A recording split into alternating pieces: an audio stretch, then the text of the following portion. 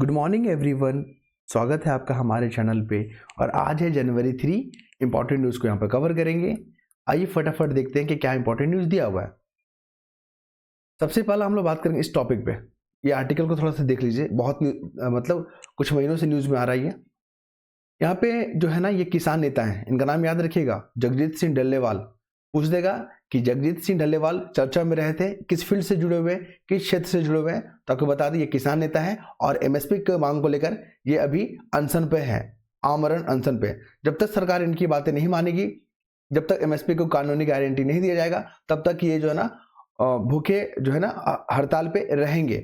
Supreme court ने कहा कि देखिए जो भी वहाँ पे हैं, जो जगजीत सिंह डल्लेवाल है ना, उनको मेडिकल फैसिलिटी दीजिए, क्योंकि उनकी जान को लेकर हमें चिंतित है। और सरकार यहाँ पे कुछ कार्रवाई कर नहीं रही है। सरकार चाहती है कि वो अनशन तोड़वा दे, और हमारे जो किसान नेता हैं वो चाहते नहीं है कि किसान जो वहाँ पे अनशन है वो तोड़े नहीं। ठीक है, तो यही पूरा वाक्य चल रहा है। क्वेश्चन पूछता है, उसको फोकस करेंगे हम लोग। सुप्रीम कोर्ट को लेकर क्वेश्चन पूछता है, अभी बात करेंगे हम लोग। एमएसपी को लेकर हम लोग बात करेंगे दो फैक्ट पे।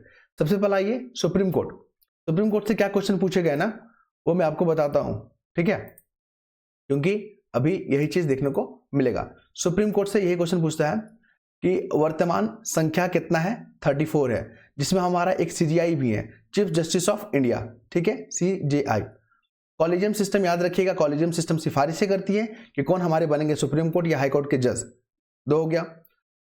कॉलेजियम सिस्टम के बारे में याद रखिए, इसको जो ना तो संवैधानिक प्रावधान है, ना तो इसी को किसी एक्ट के माध्यम से बनाया गया, बल्कि इसको बनाया गया है सुप्रीम कोर्ट के जजमेंट से।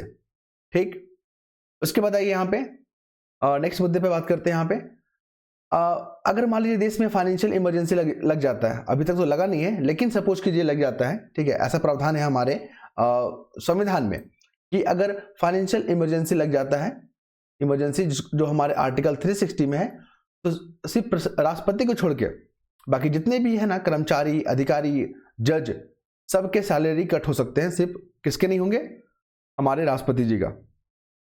ठीक है, फिर आ जाइए यहाँ पे ये हो गया।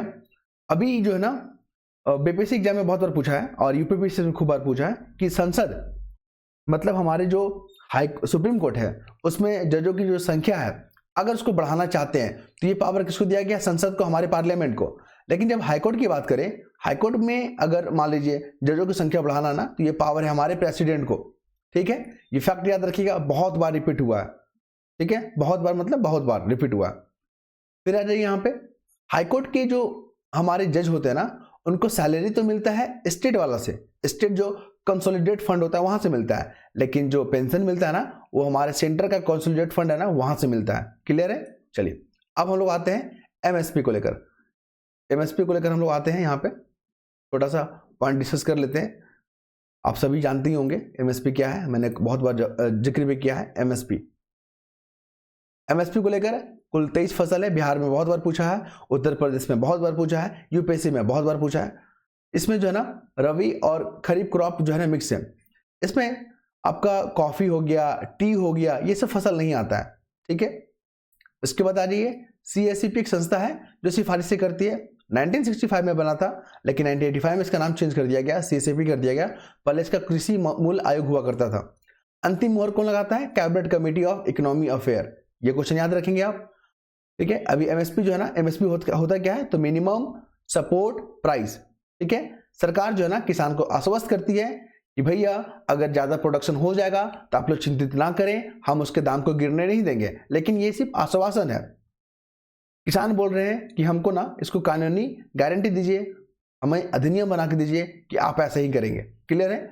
ये तमाम फैक्ट को हमने डिस्कस किया, जो एग्जाम में बहुत बार रिपीट करता है। अब आ जाइए हमारे जो है ना, जो हमारे देश का जो सबसे बड़ा जो खेल से जुड़ा हुआ अवार्ड है ना, वो है क्या, वो है हमारा मेजर ध्यानचंद्र खेल रत्न पुरस्कार। ठीक है, मेजर ध्यानचंद्र खेल रत्न पुरस्कार। ठीक है, अब इस बार जो है ना 2024 में कितने लोगों को मिला है, 4 लोगों को मिला है। कितने लोगों को, 4 लोगों को मिला है। इस चारों का नाम याद रखिएगा। मनु भाकर, ये मनु भाकर कौन है, ये जो है ना शूटिंग करते हैं, याद रखिएगा, शूटिंग करते हैं, और इस बार ओलंपिक में 2 कांस्य मेडल इन्होंने जीता।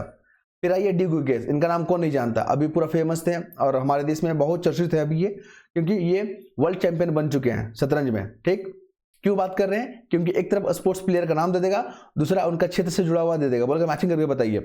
फिर ये है हमारे हरमनप्रीत सिंह, हॉकी है ना, हॉकी की कैप्टन है, कौन नहीं जानता है इनको, सब जानता है इनको, हरमनप्रीत, ये भी याद रखिएगा, स्पोर्ट्स से जुड़े हुए हैं। ये है प्रवीण कुमार, ये एथलेटिक है, पैरा एथलेटिक है, ये भी याद रखेंगे। ठीक है, क्वेश्चन जो पूछता है एक तो ये हो गया, ये पूछ लेगा आपसे कि किन को दिया गया है, कितने लोगों को दिया, तो 4 लोगों को दिया गया। अब एक खेल रत्न पुरस्कार जो है ना, हमारा मेजर ध्यानचंद्र खेल रत्न पुरस्कार, इसमें ना प्राइस मनी भी दिया जाता है, कितना? 25 लाख। ये क्वेश्चन में पूछा गया है, कितना दिया जाता है? 25 लाख रुपया, ये याद रखेंगे आप। नेक्स्ट मूव करें हम लोग यहाँ पे, चलिए। ये जो है ना हमारे अब भारत जो है ना ईरान से कच्चे तेल को आपूर्ति को लेकर ना बातचीत कर रहा है, ईरान को लेकर। 2019 में हम लोग बंद कर दिए थे क्योंकि अमेरिका जो है ना ईरान पे प्रतिबंध लगा दिया था, जिस कारण से भारत ने ईरान से कच्चा तेल नहीं खरीदा था। अभी कच्चे तेल को लेकर सबसे ज्यादा हम लोग कहां से खरीदते हैं? रूस से खरीदते हैं, याद रखिएगा, रूस से। हमारा ट्रेड में सबसे बड़ा पार्टनर कौन है? चाइना है, ये भी याद रखिएगा। 2 फैक्ट हो गया, सबसे बड़ा साझेदार कौन है? चाइना है। रूस से हम लोग सबसे ज्यादा तेल मंगाते हैं, ये भी याद रखिएगा। और तेल तो मंगा रहे हैं और उसको रिफाइन करके यूरोपियन कंट्री को हम लोग भेज रहे हैं, क्लियर है? तो ये सब हम लोग बात करेंगे मेंस में। अभी जो फैक्ट में पूछता है वो देख लीजिए। अभी जो है ना चाबहार बंदरगाह ईरान को लेकर पूछता है कि चाबहार बंदरगाह न्यूज में रहा था, चर्चा में रहा था, ये किस देश से जुड़ा हुआ है? तो ये ईरान से जुड़ा हुआ है, इसको याद रखिएगा। ईरान का लोकेशन याद रखिएगा कि किन किन कंट्रियों के साथ सीमा साझा करता है, कई दफा एग्जाम में पूछे गए हैं। उसके बाद आ जाइए यहाँ पे, नेक्स्ट मुद्दे पे बात करते हैं। यहाँ पे जो है ना पानी, जो हमारा पानी है, जल है जो पीते हैं हम लोग, उसमें जो ना फ्लोराइड की मात्रा, आर्सेनिक, नाइट्रेट का मात्रा काफी बढ़ रहा है, तो जो हमारे स्वास्थ्य के लिए ठीक नहीं है। अगर हम लोग इस कंटामिनेशन वाला पानी पिएंगे ना तो हमको बहुत सारे डिसीज देखने को मिलेगा। क्वेश्चन यहाँ से नहीं पूछता है, पूछता है यहाँ से क्या? नाइट्रेट को लेकर। देखिए हम लोग जो है ना क्लास 5 या क्लास 6 में पढ़े होंगे एनसीईआरटी बुक में, ठीक है। नाइट्रेट जो हमारे प्लांट होते हैं ना, प्लांट की ग्रोथ के लिए नाइट्रोजन आवश्यक होते हैं, ठीक है, आवश्यक पोषक तत्व तो होते हैं, लेकिन प्लांट जो है ना नाइट्रोजन को डायरेक्ट नहीं लेता है। तो फिर कैसे लेता है? वो लेता है नाइट्रेट के फॉर्म में लेता है। नाइट्रोजन जब नाइट्रेट में कन्वर्ट होता है ना, उसको लेता है। तो ये कन्वर्ट कौन करता है? इसको करता है बैक्टीरिया। और ये बैक्टीरिया कहाँ होते हैं? मिट्टी में होते हैं। यही क्वेश्चन बहुत बार एग्जाम में पूछा गया है, ध्यान रखिएगा। ये हो गया। फिर बात करेंगे यहाँ पे ब्लू बेबी सिंड्रोम। अगर आप ज्यादा नाइट्रेट वाला पानी पिएंगे ना तो ब्लू बेबी सिंड्रोम जैसे लक्षण जो है ना बीमारी देखने को मिलेगा। ये भी क्वेश्चन बहुत बार पूछा गया है, ठीक है। चलिए अब हम लोग बात करेंगे केंद्रीय भूजल जो बोर्ड होता है ना, ये भी क्वेश्चन यूपीएससी में बहुत बार पूछ लिया। अभी हाल ही में पूछा था 2022-23 के एग्जाम में, 21 के एग्जाम में 2-3 बार रिपीट कर दिया कि केंद्रीय भूजल जो बोर्ड है ना किस एक्ट के साथ बनाया गया। तो जो पर्यावरण संरक्षण अधिनियम है ना 1986, उसके तहत इसको बनाया गया। इसको आप याद रखेंगे। फिर आ जाइए यहाँ पे 4 कंट्री है यूरोप का, जो है ना यूरोप की 4 कंट्री है, वो कंट्री का नाम याद रखिए। क्वेश्चन अभी पूछेगा, अभी जो भी एग्जाम देने जा रहे हैं ना उसमें पूछ लेगा। ये 4 कंट्री का नाम याद रखिए। एक तो है आपका आइसलैंड, दूसरा है लिस्टेनस्टाइन है, दूसरा क्या है? स्विट्जरलैंड जो हम लोग स्विस वाला घड़ी वगैरह पहनते हैं या चॉकलेट खाते हैं ना, स्विस वाला। नॉर्वे। ये यूरोपियन कंट्री तो है लेकिन यूरोपीय यूनियन का मेंबर नहीं है, ये फैक्ट याद रखिएगा। और भारत जो है ना इन 4 देश जो यूरोपियन कंट्री का है ना उसके साथ फ्री ट्रेड एग्रीमेंट को लेकर बातचीत कर रहा है, फ्री ट्रेड एग्रीमेंट को लेकर, ठीक है। तो ये मुझे लगता है कि 2025 के अंतिम दिनों में, मतलब दिसंबर में, ये जो है ना फाइनल हो जाएगा, ठीक है। तो ये जो है ना यूरोपियन कंट्री है और ये यूरोपियन यूनियन के मेंबर नहीं है, आप इसको ध्यान रखेंगे। बोलेगा कि भारत और EFTA के समझौता को लेकर बातचीत जो चल रहा है ना, बताइए EFTA में समझौते में कौन कौन सा देश शामिल है? तो भारत हो जाएगा अपना, आइसलैंड, लिवेंस्टीन, स्विट्जरलैंड और नॉर्वे, ठीक है, याद रखेंगे। चलिए अब आते हैं यहाँ पे पर्यावरण को लेकर बातचीत चल रहा है। तो यहाँ पे दिल्ली प्रदूषण नियंत्रण बोर्ड हो गया और यहाँ पे करोड़ों का यहाँ पे जुर्माना वसूला गया, ठीक है। पूरा वाक्य जब पढ़े हम लोग तो यहाँ पर 2 क्वेश्चन पूछता है। एक तो NGT को लेकर पूछेगा, एक पूछता है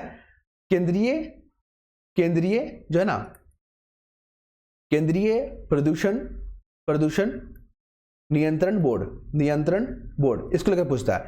NGT 2010 का जो एक्ट बना था ना उसके तहत इसको बनाया गया था। ये क्वेश्चन पूछा गया है। केंद्रीय प्रदूषण बोर्ड भी जो है ना इसको भी एक्ट के माध्यम से बनाया गया है, याद रखेंगे। 1974 जो जल वाला है ना, जल को नियंत्रण को लेकर, उसी के तहत इसको बनाया गया। बोलेगा क्या दोनों कॉन्स्टिट्यूशनल बॉडी है? तो बिल्कुल हाँ, ये क्वेश्चन यूपीएससी में बहुत बार पूछा है, ठीक है। चलिए ये जो है ना कोटेशन याद रखिएगा, हर बार हम लोग डिस्कस करते हैं कि जो व्यक्ति काम करने के तरीके को लेकर या उसके सिद्धांत को समझे बिना काम करते हैं ना, तो उसकी स्थिति ऐसा ही हो जाता है एक नाविक की तरह, जिसे मालूम ही नहीं है कि जाना कहाँ है। उसके बाद आ रहे यहाँ पे मौसम का मिजाज। अभी जो है ना, कल भी एक रिपोर्ट आया था कि 1901 में जो गर्म वर्ष था ना, उसके बाद जो सबसे अधिक है ना 2024 में गर्म वर्ष रहा है। तो इसके पीछे क्या है कि जो अर्थ का टेम्परेचर बढ़ रहा है, तो इसके पीछे मेंस में पूछेगा आपसे कारण बताइए। तो कारण के लिए कुछ नहीं, एक छोटा सा फ्लो चार्ट बनाइएगा, 2-3 को वहां पे पॉइंट लिख दीजिएगा, डिस्कस कर दीजिएगा। कारण में आप बता दे रहे हैं आपको। तो यहाँ पे जो कारण है ना, जो इस आर्टिकल में लिखा हुआ उसको हम लोग देखेंगे। देखिए, जीवाश्म ईंधन का हम लोग जो बहुत ज्यादा प्रयोग कर रहे हैं, जीवाश्म जो फॉसिल फ्यूल, ठीक वाला हो गया। दूसरा देख लीजिए यहाँ पे वनों की कटाई हम लोग खूब कर रहे हैं, इंडस्ट्री के नाम पे, डेवलपमेंट के नाम पे पेड़ों को खूब बेतहाशा काट रहे हैं। फिर हम लोग क्या कर रहे हैं, डेवलपमेंट के नाम पे सड़क बना रहे हैं तो पेड़ काट दे रहे हैं, घर बना रहे हैं तो पेड़ उड़ा दे रहे हैं, वहां पे बस्ती बसा रहे हैं उसको उड़ा दे रहे हैं, ठीक है। तो यहाँ पे शहरीकरण, ये भी बहुत शहरीकरण, ये भी याद रखिएगा। तो ये तमाम जो कारणे हैं ना, ये हमारे जो ना क्लाइमेट चेंज को इफेक्ट कर रहा है किसी ना किसी तरह से। तो आपको यहाँ पे इस पॉइंट को डिस्कस करना होगा। अब आइए, सुलिवन ये हैं कौन, और ये भारत की यात्रा पे आ रहे हैं, ठीक है। चलिए, हमारे भारत में नेशनल सिक्योरिटी एडवाइजर कौन है, अजित डोभाल है ना, आप लोग सभी जानते होंगे। उसी प्रकार अमेरिका में जो नेशनल सिक्योरिटी एडवाइजर है ना, उनका नाम क्या है, उनका नाम है सुलिवन। नाम याद रखिएगा, कभी कभी पूछ लेता है, ठीक है। एक तरफ कंट्री का नाम दे देगा, दूसरा उसके ऑफिसर का नाम दे देगा, मैचिंग करने के लिए पूछेगा आपसे, तो आप इसको ध्यान रखेंगे। अभी ये क्यों आ रहे हैं भारत में, तो भारत और अमेरिका के बीच में ना जो टेक्नोलॉजी उभर रही है, जो वर्तमान में जो भावी पीढ़ियों के लिए जो उभर रही है ना, उस पर काम होगा, उस पर बातचीत होगा। जैसे आर्टिफिशियल इंटेलिजेंस, ये उभरती हुई टेक्नोलॉजी है। आज हम लोग फोन यूज कर रहे हैं, आज हम लोग कार यूज कर रहे हैं, आज हम लोग वॉशिंग मशीन, जितना भी हम लोग एडवांस टेक्नोलॉजी यूज कर रहे हैं ना, सब में आपका आर्टिफिशियल इंटेलिजेंस है। आप टीवी, जो स्मार्ट टीवी होता है, उसमें आप क्या होता है कि रिमोट में ही आप जो कुछ बोल रहे हैं ना, वो रिकॉग्नाइज होकर वो चीज आपका ओपन होता है, ठीक है। तो आप इस तरह का जो है हमारा smart watch, smart TV, smart car, smart घर, सब कुछ है ना, सब एआई पे काम कर रहा है। चैट जीपीटी एआई पे काम कर रहा है, क्लियर है। आज हम अभी रिकॉर्डिंग जो कर रहे हैं, आप जो सुन रहे हैं जिस टेक्नोलॉजी पे, वो भी एआई पे ही काम कर रहा है, क्लियर है।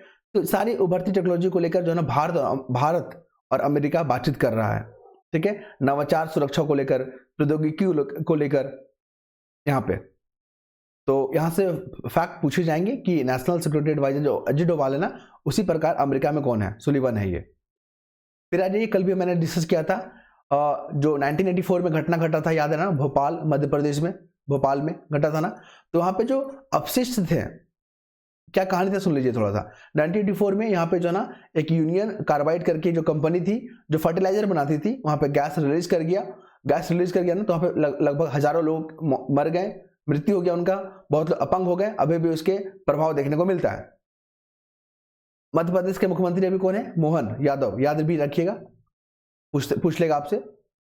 और तो अभी न्यूज में क्यों आ गया, जो इसमें कचरा देख रहे हैं ना, उसके निपटान के लिए ना इसको वहीं के कहीं पास के जिले में लगभग 25-30 किलोमीटर दूर पे निपटान किया गया। तो जिस एरिया में किया जा रहा है ना, वहाँ के जो नागरिक हैं, वहाँ के जो निवासी हैं, विरोध कर रहे हैं कि आप इस तरह का यहाँ पे निपटान ना करें, क्योंकि फिर ये हमारे स्वास्थ्य के लिए, पर्यावरण के लिए सही नहीं होगा। लेकिन यहाँ पे जो हमारे मुख्यमंत्री हैं और वहाँ के जो लोकल जो वहाँ पे मिनिस्टर हैं, उन्होंने कहा कि आप लोग बेफिक्र रहें, ये जो है ना वैज्ञानिक तरीके से निपटान हो रहा है और इससे किसी को भी खतरा नहीं है, कोई भी नुकसान नहीं होगा, आपको हम आश्वस्त करते हैं, ठीक है। तो इस तरह का वाक्य है, जो मैंने फैक्ट बताया ना, वो याद रखिएगा, बहुत बार रिपीट करता है। मिथाइल आइसोसाइनाइड, ये वही केमिकल है जो कि रिसाव हुआ था, लीकेज हुआ था और बहुत लोग यहाँ पे मर गए थे, और बहुत बार एग्जाम में पूछा भी गया है।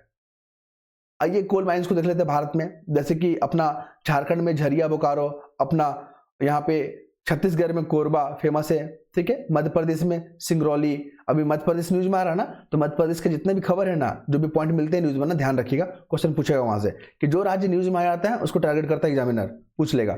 वेस्ट बंगाल भी न्यूज में आते रहता है रानीगंज को लेकर। सबसे पुराना यहाँ पे क्या है, ये कोल माइंस है। तलचर कहाँ है, उड़ीसा में है। सिंगरानी कहाँ पे है, तो ये है आपका आंध्र प्रदेश में। नवेली कहाँ पे है, तमिलनाडु में। ये फैक्ट जो है ना पूछे जाएंगे, ध्यान रखेंगे आप। फिर आइए काली मिट्टी को लेकर, ये जो ना काली मिट्टी है, ये है एलोवियल सोइल, सबसे अधिक है एलोवियल सोइल है। उसके बाद है ब्लैक सोइल, ठीक है, ये भी याद रखिएगा। फिर हम लोग बात करेंगे यहाँ पे ब्लैक सी को लेकर। ब्लैक सी में जो है ना रसिया, जॉर्जिया, यूक्रेन सब न्यूज में आ रहा कंट्री, इसलिए ब्लैक सी को ध्यान रखिएगा। कैस्पियन सी को भी ध्यान रखिएगा। उसके बाद आ जाए यहाँ पे ये पहाड़ को लेकर, नीलगिरी, डोडाबेटा, अनाईमुडी, कार्डेमम जो ना पहाड़, ये नॉर्थ से साउथ अरेंज करके पूछेगा आपसे, इसलिए मैंने इसमें आपको यहाँ पर दिखा रहा हूँ ताकि आप लोग ध्यान रखें, यहीं से क्वेश्चन पूछता है। पाक स्टेट यहाँ पर पास करता है, मन्नार की खाड़ी यहीं पर है, ठीक है। और क्या है, लक्षद्वीप तो न्यूज में आया था, बे ऑफ बंगाल, ठीक है। चलिए अभी यहाँ पे अंडमान निकोबार भी न्यूज में आ गया था, क्वेश्चन भी पूछा गया, बिहार ने, बीपीएससी ने पूछ लिया है कि यहाँ पे जो सैम्पेन जो ट्राइब है, प्रिमेटिव ट्राइब है ना, वो लोग इलेक्शन में पार्टिसिपेट किए थे, इसलिए क्वेश्चन पूछा गया था यहाँ से। फिर ये पोर्ट को लेकर है, पोर्ट मतलब बंदरगाह को लेकर है। अभी पता ना लोथल वाला जो हड़प्पा सभ्यता का लोथल है ना, ये गुजरात में ही था और भोगवन नदी के किनारे। ये क्वेश्चन बहुत बार पूछेगा आपसे और न्यूज में भी बना हुआ है, ध्यान रखिएगा। इसके बाद आ जाते हैं हम लोग यहाँ पे पर्वत को लेकर। देखिए केटू है, यहाँ पे नागा पर्वत है, यहाँ पे नंदा देवी है, ठीक है। कंचनजंगा है, मिहिर हिल्स है, दाल्फा हिल्स है, गारो खासी जयंतिया का याद रखिएगा, मिजो हिल्स, नागा हिल्स, पटकाई बोम भी याद रखिएगा, ठीक। अरावली रेंज याद रखिए, और ग्रेट द डेजर्ट्स यहाँ पे है, द ग्रेट इंडियन डेजर्ट्स, ये भी याद रखेंगे। सतपुरा रेंज के नीचे क्या है, यहाँ पे सतमाला है, फिर महादेव हिल्स है, फिर यहाँ पे रामगढ़ हिल्स है, फिर यहाँ पे छोटा नागपुर है, ऐसा करके पूछ लेता है, ठीक है, याद रखेंगे आप। अभी जो है ना म्यांमार को लेकर न्यूज में था। म्यांमार पता है ना, सबसे ज्यादा अफीम, कोकीन, ये सब का प्रोडक्शन जो है ना म्यांमार करता है। पहले कौन था, अफगानिस्तान, लेकिन अब म्यांमार ज्यादा करता है। तो म्यांमार में जो भी राज्य जो सीमा साझा करते हैं ना, याद रखिएगा, नागालैंड, मणिपुर, मिजोरम, ये चारों हैं, ठीक। असम भी न्यूज में था, और असम जो है ना 7 राज्यों के साथ सीमा साझा करता है, 1 2 3 4 5 6 और एक अपना वेस्ट बंगाल, 7 राज्य को टच करता है। तो ये तमाम फैक्ट को हमने डिस्कस किया और नेक्स्ट वीडियो में मिलते हैं हम लोग। धन्यवाद।